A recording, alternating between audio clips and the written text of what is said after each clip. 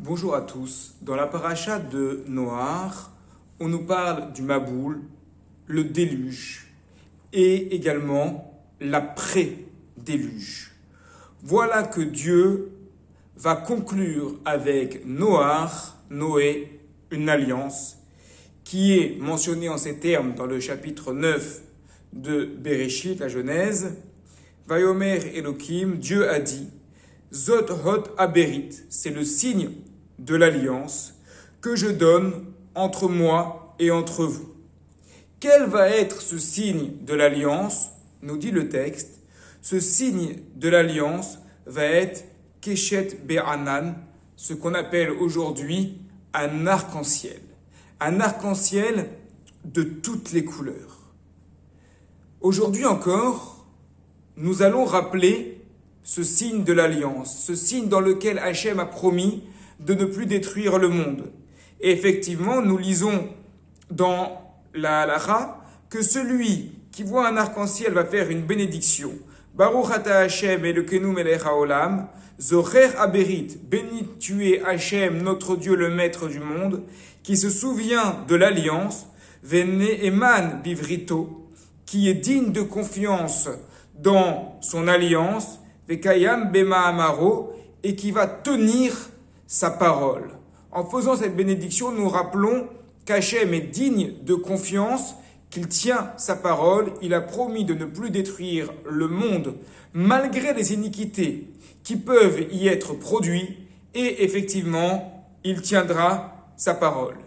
Les Rachamim, nos maîtres, nous disent dans le Talmud Chagiga à la page 16 qu'il n'est pas convenable de trop regarder l'arc-en-ciel.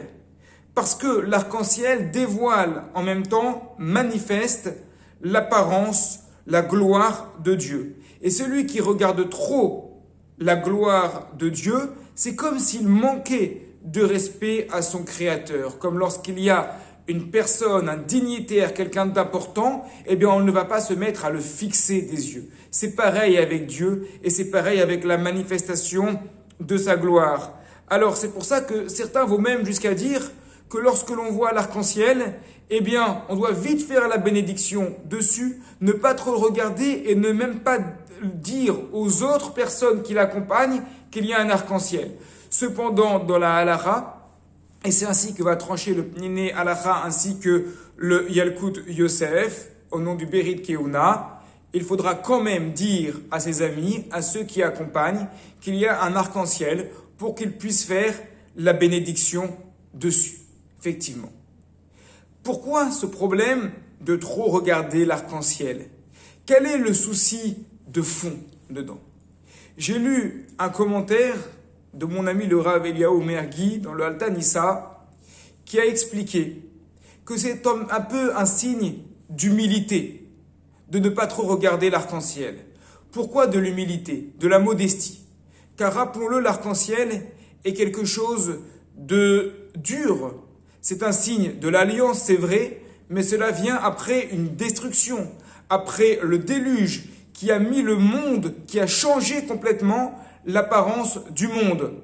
Donc lorsqu'on voit cet arc-en-ciel, on se rappelle d'un côté, et c'est le texte de la bénédiction, que Dieu a promis de ne plus détruire le monde, mais si on parle de promesse de ne plus détruire le monde, eh bien automatiquement, on parle également de destruction du monde. Et la destruction du monde est venue par les fautes de l'humanité. Or, aujourd'hui encore, l'humanité n'est pas toute blanche devant Dieu. Nous avons tous des choses à nous reprocher, que ce soit au niveau individuel ou au niveau collectif.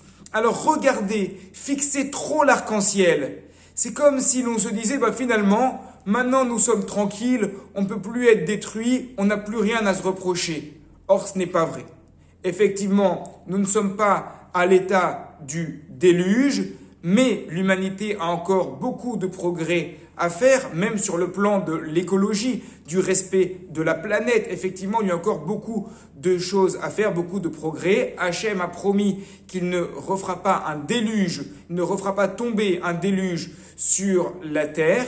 Et maintenant, il nous amène, il nous porte vers la fin des temps et le dévoilement du Mashiach, la Géoula. Mais pour cela, nous devons respecter ces mitzvot marcher droit avec lui et garder une certaine dose d'humilité en ne gonflant pas trop les poumons, en ne levant pas trop la tête, mais au contraire, en l'abaissant avec humilité, en nous émerveillant devant Hachem, devant l'arc-en-ciel, devant la majesté des créations de Dieu et devant la parole de Dieu, car c'est le propre d'Hachem de tenir sa parole. C'est vrai, nous nous émerveillons devant tout ça, mais en même temps, nous gardons une certaine dose d'humilité et nous n'allons pas trop regarder cet arc-en-ciel.